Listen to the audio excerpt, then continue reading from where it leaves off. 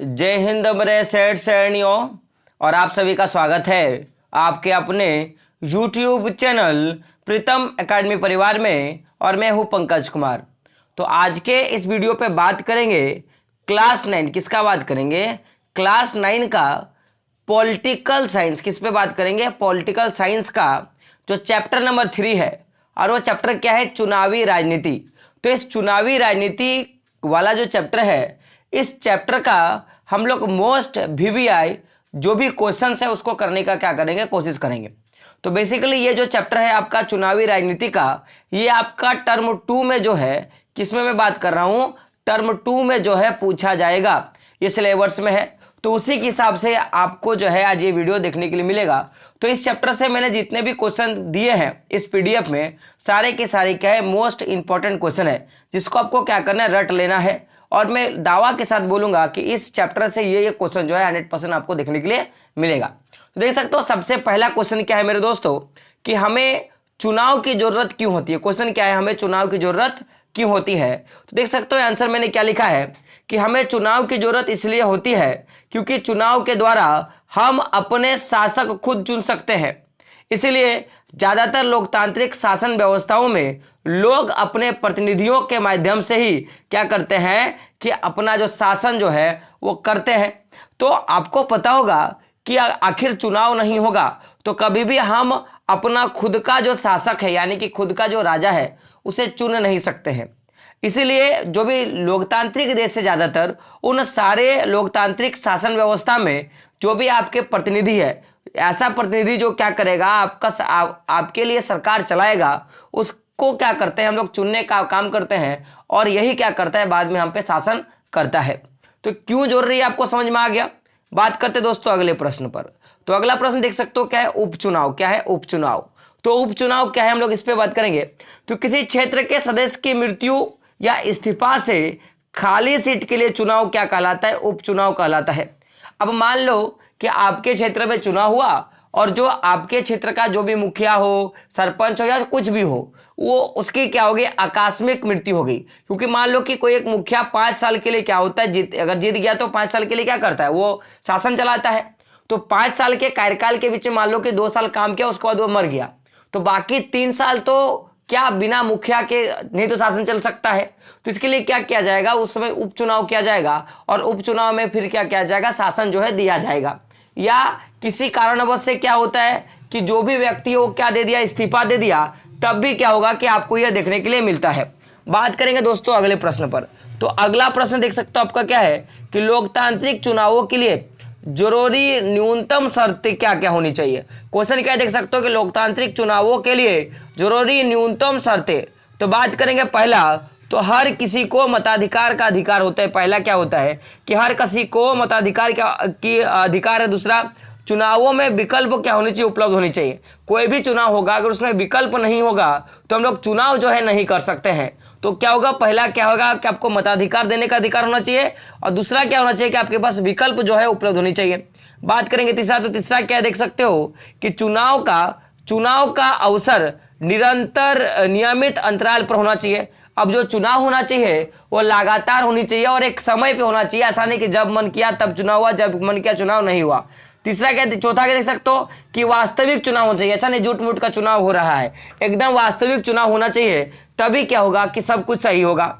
और बात करेंगे अगला, तो अगला क्या देख सकते हो कि स्वतंत्र और निष्पक्ष चुनाव होना चाहिए। कैसा? स्वतंत्र और निष्पक्ष चुनाव होना चाहिए। तो कोई भी चुनाव होता है लोकतांत्रिक चुनाव, तो उसमें शर्तें क्या क्या होना चाहिए? पहले में हम लोग किस पे बात किए कि पहला क्या था कि हर किसी को मताधिकार का अधिकार है, चुनाव में विकल्प उपलब्ध होना चाहिए, चुनाव का जो अवसर है वो नियमित और अंतराल पे होना चाहिए, वास्तविक चुनाव होना चाहिए, और स्वतंत्र और निष्पक्ष होना चाहिए। अगर इतना कुछ होता है तो क्या है? वास्तव में चुनाव का कुछ नियम और शर्तें होती है। अगला प्रश्न देख सकते हो आपका क्या है कि निर्वाचन प्रक्रिया के विभिन्न चरण। दोस्तों बेसिकली हुआ क्या है कि ये जो क्वेश्चन है, इस क्वेश्चन का आंसर जो है मैं टाइप करना भूल गया, तो अगला का वीडियो आएगा तो मैं ये बता दूंगा, लेकिन उससे पहले आप आगे देखोगे। तो अगला प्रश्न हमारा क्या है? राजनीतिक प्रतिस्पर्धा। क्या है? राजनीतिक प्रतिस्पर्धा से आप क्या समझते हैं? तो मैं बात करूंगा अगर मैं आंसर पे, तो देख सकते हो क्या लिखा है कि चुनाव, देख सकते हो क्या है कि चुनाव सभी प्रतिस्पर्धा में है। जितने भी चुनाव होते हैं सभी क्या होते हैं, प्रतिस्पर्धा में होता है। डेट मीन्स कॉम्पिटिशन होता है। प्रतिस्पर्धा के बिना चुनाव अर्थहीन हो जाएगा। अगर मान लो किसी क्षेत्र में कंपटीशन ही नहीं होगा तो फिर क्या होगा कि चुनाव क्या होगा, अर्थहीन होगा। कारण समझिएगा कि मान लो कि एक व्यक्ति खड़ा है, अब वो एक व्यक्ति क्या हो गया कि बिना कंपटीशन के ही क्या हो गया, जीत गया, यानी कि दूसरा कोई व्यक्ति नामांकन करवा ही नहीं और जीत गया। तो कहीं ना कहीं अब ये कितना अच्छा से काम करेगा या नहीं करेगा ये डिपेंड तो नहीं कर पाएगा, क्योंकि इसके बगल में कोई कॉम्पिटिटर है नहीं।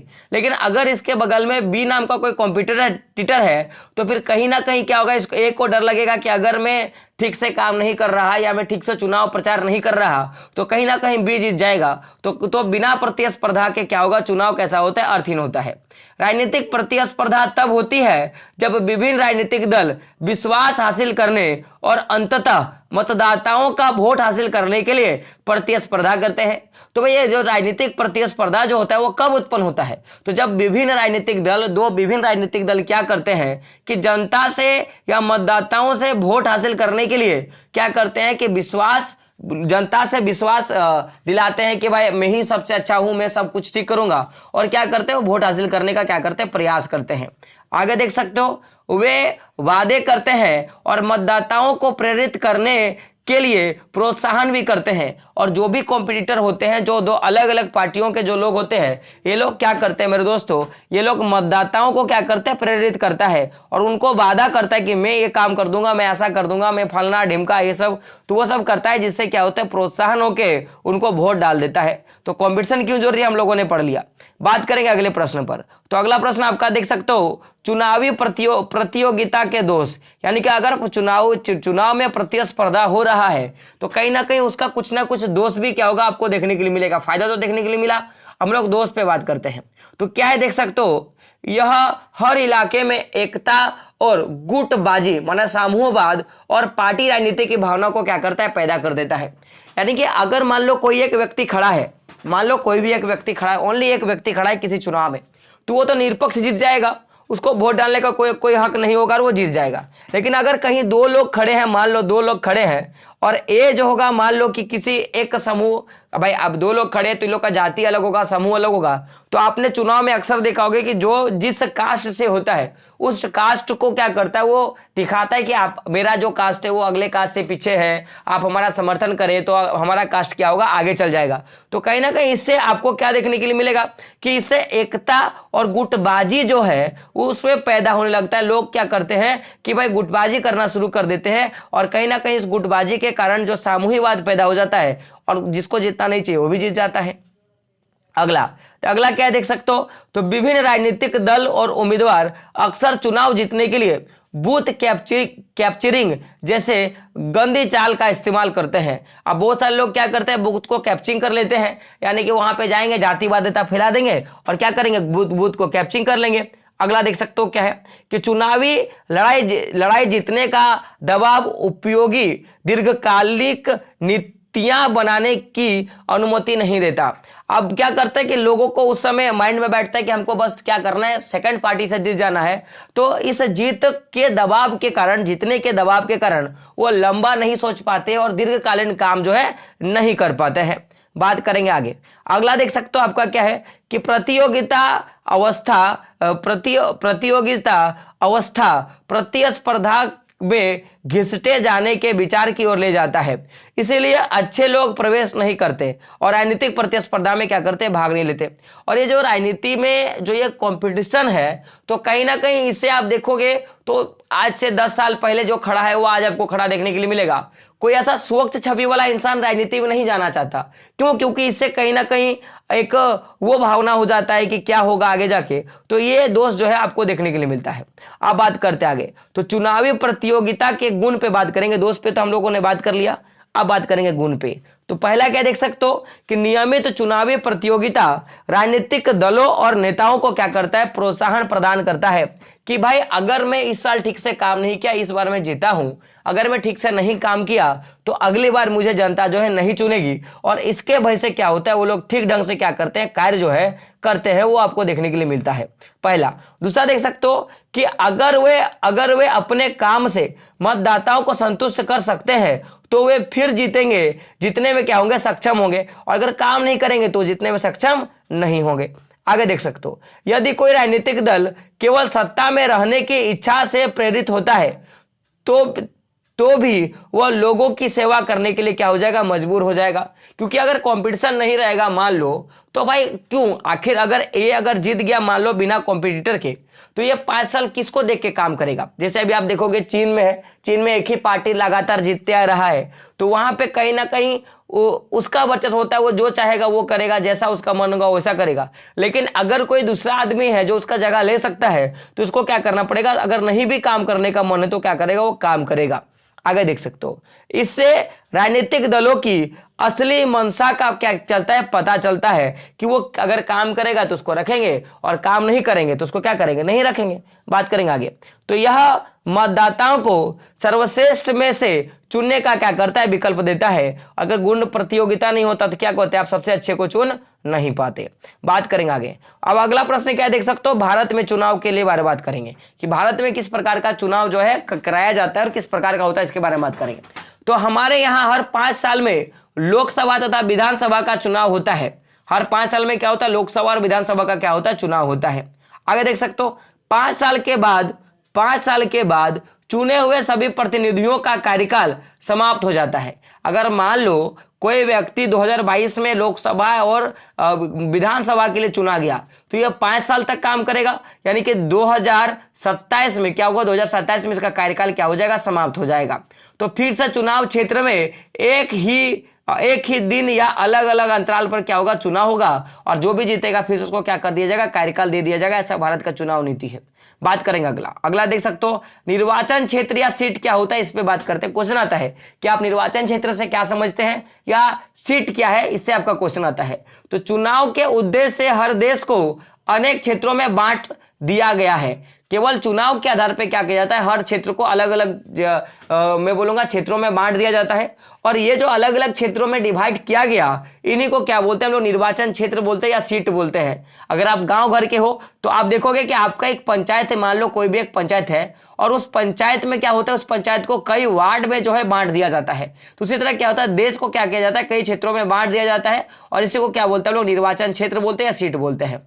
बात करेंगे अगला देख सकते हो आपका क्या है कि लोकसभा चुनाव में कुल सीटों के लिए बात करें तो लोकसभा चुनाव होता है उसमें 543 जो सीटें होती हैं, और ये 543 सीटों में से अनुसूचित जनजाति के लिए 84 सीटें और अनुसूचित जनजाति के लिए क्या होता है, 47 सीटें होती हैं। यानी कि कुल मिला के 543 सीटों पे क्या होता है, क्षेत्रों पे या सीटों पे जो लोग हैं लड़ाई करते हैं। लेकिन जो ये 543 जो सीट है उसमें से 84 सीट क्या होगा, उनमें से केवल अनुसूचित जनजाति के लोग ही क्या कर सकते हैं, चुनाव लड़ सकते हैं।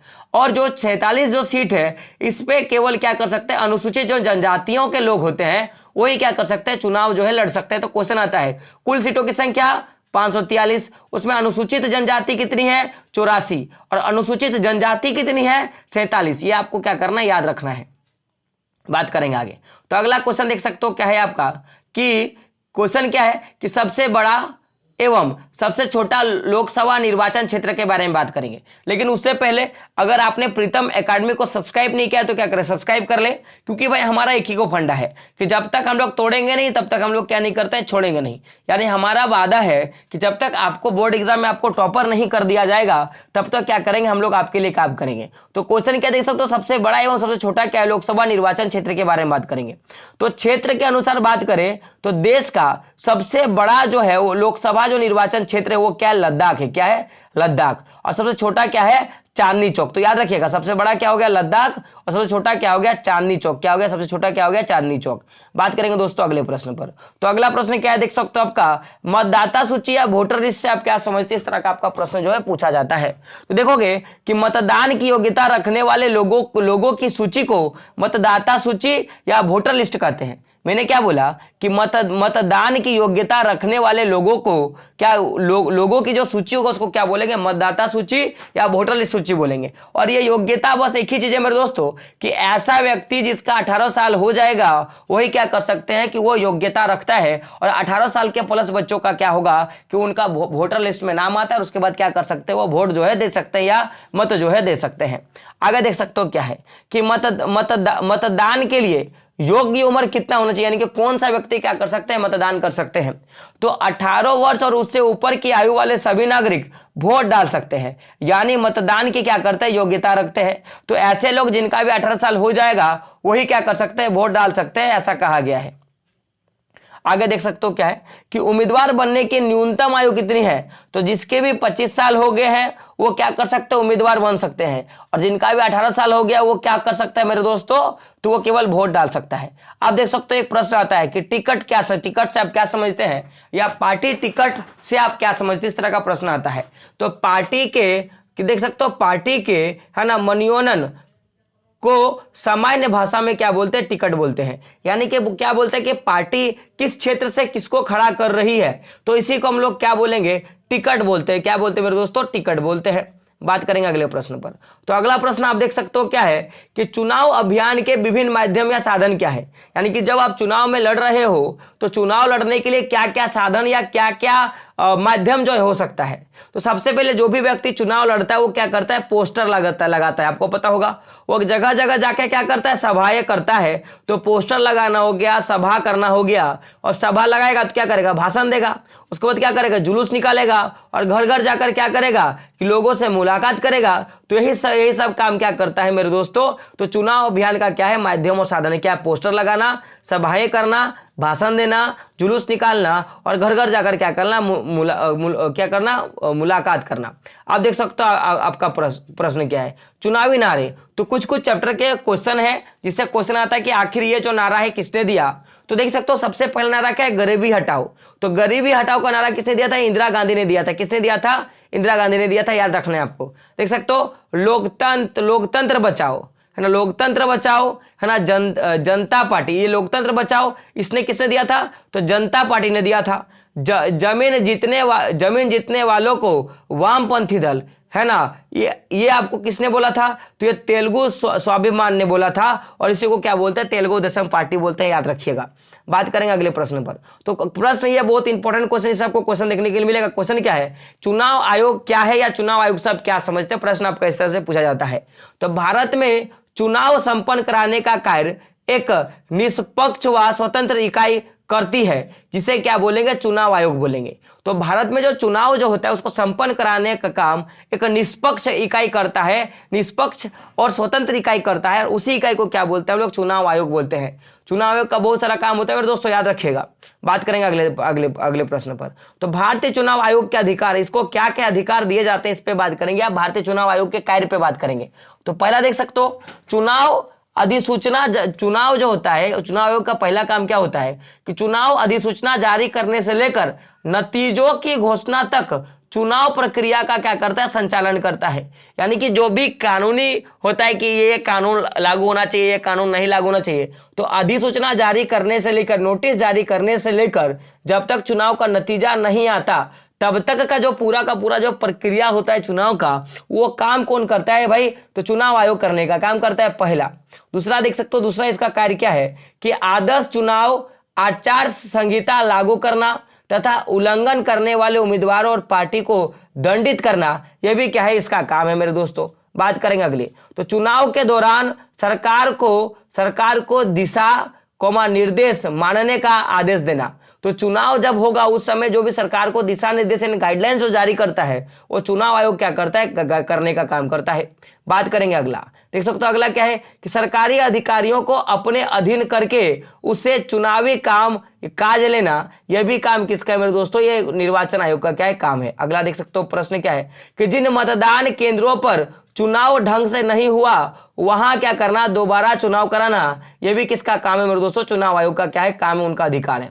आप देख सकते हो अगला प्रश्न क्या है। तो भारतीय चुनाव आयोग के सामने क्या क्या चुनौती आता है, हम लोग इस पे बात करेंगे। क्या क्या अधिकार वो तो हम लोगों ने देख लिया, अब उसके पास क्या क्या आता है, समस्या आता है इस पे हम लोग बात करते हैं। तो देख सकते हो प्रश्न आंसर क्या है कि ज्यादा रुपये पैसे वाले उम्मीदवारों और पार्टियों के गलत तरीकों पे क्या करते हैं, रोकथाम जो है चुनाव आयोग को किया जाता है। तो ये सबसे पहला इनके पास चुनौती है। दूसरा, आपराधिक भूपृष्ठ और संबंधों वाले उम्मीदवार पर लगाम कसना, यह भी है। देखिए अपराधी भूपृष्ठ माने मान लो कोई चोर हो गया, किसी ने किसी को गोली मार दिया, डकैत है, तो भाई ऐसे उम्मीदवारों के साथ क्या करना कि उन पे ध्यान रखना, उनका लगाम कसना, ये क्या था, इनका काम है। अगला क्या देख सकते हो, पारिवारिक संबंधों की बुनियाद पर टिकट मिलने पर रोकथाम करना, कि मान लो कि मेरे पिताजी क्या थे भाई, वो मिनिस्टर थे। अब मैं उस मिनिस्टर के पद के लायक नहीं हूं, लेकिन पिताजी ने मुझे क्या क्या मिनिस्टर का टिकट दे दिया कि चलो आप चुनाव लड़ो। तो इन सारी चीजों को भी क्या करना, देखना कि आखिर वो योग्य है, तभी उसको क्या करना मिला, चुनाव का जो भी होता है उनको देना, टिकट देना। अगला, मतदाता को चुनने के लिए ज्यादा से ज्यादा विकल्प उपलब्ध कराना। किसी भी क्षेत्र में जब तक विकल्प उपलब्ध नहीं होगा तो अच्छे लोग चुने नहीं जाएंगे, तो ज्यादा क्या करना, विकल्प देना, ये इनका काम है। छोटे दलों और निर्दलीय उम्मीदवारों की परेशानियों का क्या करना, निपटारा करना, यह भी क्या है, इनका काम है मेरे दोस्तों। तो बात करेंगे अगले प्रश्न पर। तो अगला प्रश्न क्या है देख सकते हो, स्वतंत्र और निष्पक्ष चुनाव कराने के लिए उठाए गए कदम। तो पूछा जाएगा कि स्वतंत्र और निष्पक्ष चुनाव कराने के लिए क्या क्या कदम उठाए जाते हैं या क्या क्या कदम उठाए गए हैं। तो दोस्तों देख सकते हो यहाँ पे आंसर है, पहला आंसर क्या है कि चुनाव से पूर्व मतदाता सूचियों को ठीक करना। जैसे कि मतदाता सूची यानी कि जो वोटर लिस्ट होता है उसको ठीक करना, पहला। दूसरा, सरकारी मशीन के दुरुपयोग पर नियंत्रण। जैसे कि अगर आप वोट देने के लिए जाओगे तो आपको पता होगा कि एक इलेक्शन मशीन होता है जिसमें वोट डालने का होता है, तो उसका सही ढंग से प्रयोग, ये दूसरा आपका काम होता है। तीसरा काम क्या होता है कि मतदाताओं के लिए पहचान पत्र जारी करना। अब बहुत सारे ऐसे मतदाताएं होते हैं जो क्या बोलते हैं कि जैसे कि मान लो कि 2018 में या 2022 में मान लो चुनाव हुआ, तो उस समय इनका 18 साल पूरा नहीं हुआ, लेकिन जब 2023 का मान लो चुनाव होने वाला है, इस समय इनका 18 साल हो गया, तो इनका तो वोटर आईडी कार्ड बनाना। तो जो नए नए मतदाता है उनका क्या करना, पहचान पत्र बनाना, ये भी क्या है, एक तरीका है। अगला देख सकते हो, चुनाव याचिका को जल्द निपटारा, यानी कि जो भी चुनाव में जो भी चीजें होंगी उसकी निपटारा क्या करना, जल्द करना। आगे देख सकते हो कि चुनाव में धन बल की प्रयोग की जांच करना। तो अगर आप ये सब कामें कर लेते हो तो क्या हो सकता है कि जो चुनाव है उसको निष्पक्ष स्वतंत्र रूप से करा सकते हो। अगला प्रश्न मोस्ट इंपॉर्टेंट प्रश्न क्या देख सकते हो, आचार संहिता से आप क्या समझते हो, और इससे आपको क्वेश्चन देखने के लिए मिलता है कि आचार संहिता से आप क्या समझते हैं। तो चुनाव अभियान के समय राजनीतिक दलों द्वारा पालन किए जाने वाले नियमों को चुनाव आचार संहिता कहा जाता है। तो जो भी चुनाव के समय जो भी कानून और नियम होते हैं उनका जब राजनीतिक दल पालन करता है तो उनके द्वारा जिस कानून का पालन किया जाता है उसको क्या बोलते हैं, चुनाव आचार संहिता या आचार संहिता बोलते हैं। बात करेंगे दोस्तों अगले प्रश्न पर। तो अगला प्रश्न आपका क्या है देख सकते हो कि आचार संहिता के मुख्य प्रावधान, यानी कि आचार संहिता के मुख्य प्रावधान क्या है, यानी कि क्या क्या ऐसे कानून हैं जिनको राजनीतिक दलों को मानना पड़ेगा। तो सबसे पहला देख सकते हो क्या है कि चुनाव के प्रचार के लिए किसी धार्मिक स्थल का प्रयोग नहीं किया जाएगा। यानी कि अगर आप कभी चुनाव का प्रचार कर रहे हो तो कभी भी मीटिंग वगैरह जो होगा या कभी भी प्रचार जो होगा किसी धार्मिक स्थल पर नहीं किया जाएगा, यह पहला नंबर का पॉइंट है। दूसरा देख सकते हो क्या है कि सरकारी वाहनों, विमानों और सरकारी अधिकारियों का चुनाव प्रचार में उपयोग नहीं किया जाएगा। यानी कि अगर आप किसी सरकारी गाड़ी को लेके जा रहे हो, किसी विमान को लेके जा रहे हो या सरकारी किसी अधिकारी को ले जाके बोल रहे हो कि मुझे वोट दो, ये मेरा समर्थन कर रहा है, तब भी क्या होगा कि आप ऐसा कर रहे हो तो आचार संहिता का क्या कर रहे हो, आप उल्लंघन कर रहे हो और आप पे कानूनी कार्रवाई हो सकती है। आगे देख सकते हो क्या है कि चुनाव के घोषणा के बाद सरकार द्वारा कोई भी नीतिगत फैसला नहीं लिया जाएगा एवं कोई योजना का शिलान्यास नहीं किया जाएगा। तो जब तक चुनाव का घोषणा हो जाता है और उसके बाद जो भी नीति होता है, उसका जो भी नीतिगत जो फैसला होता है वो नहीं लिया जाएगा एवं योजना का क्या होगा, शिलान्यास नहीं किया जाएगा, उसे घुमाया जो है नहीं जाएगा। बात करेंगे अगले प्रश्न पर। तो प्रश्न क्या देख सकते हो, चुनावों के दौरान कोई भी उम्मीदवार या पार्टी क्या काम नहीं कर सकता। यानी कि जब चुनाव हो रहा है तो उस समय कोई भी पार्टी उम्मीदवार क्या नहीं कर सकता।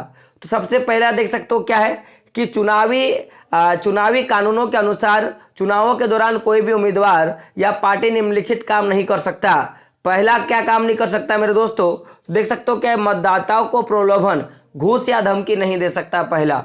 दूसरा क्या है, जाति या धर्म के नाम पर वोट नहीं मांग सकता है। तीसरा क्या देख सकते हो, चुनावी अभियान में सरकारी साधनों का इस्तेमाल नहीं कर सकता है। आगे देख सकते हो, लोकसभा चुनाव में एक क्षेत्र में 25 लाख या विधानसभा क्षेत्र में 10 लाख से ज्यादा खर्च जो है नहीं कर सकता। ये क्वेश्चन पूछा जाता है कि विधानसभा में कितने रुपये तक खर्च किया जा सकता है, तो 25 लाख तक, और जो आपका लोकसभा में 25 लाख और जो विधानसभा होता है उसमें कितना, 10 लाख तक से ज्यादा खर्च नहीं कर सकता।